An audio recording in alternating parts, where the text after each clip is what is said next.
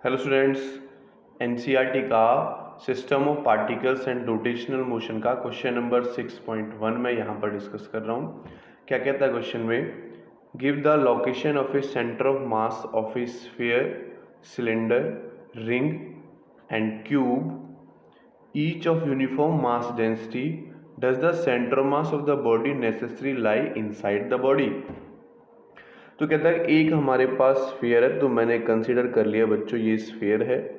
एक सिलेंडर है तो मैंने कंसीडर कर लिया कि मेरे पास एक सिलेंडर है। एक रिंग है तो ये मैंने रिंग कंसीडर कर लिया। और एक क्यूब है तो ये हमने एक क्यूब कंसीडर कर लिया।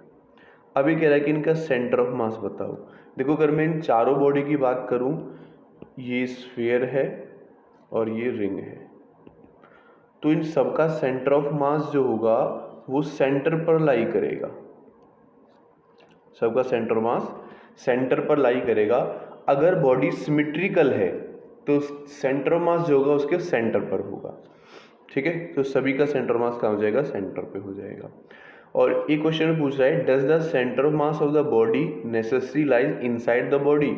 नहीं, आउटसाइड भी हो सकता है। देखो अगर मैं इस रिंग की बात करूं तो इस रिंग पर जो मटेरियल है वो कहाँ है, आउटर लेयर्स पर है, लेकिन सेंटर ऑफ मास कहाँ लाई कर रहा है, सेंटर पे लाई कर रहा है। तो रिंग के मटेरियल से आउटसाइड हो गया, बॉडी के अंदर तो नहीं हुआ, तो बॉडी के ये बाहर भी हो सकता है।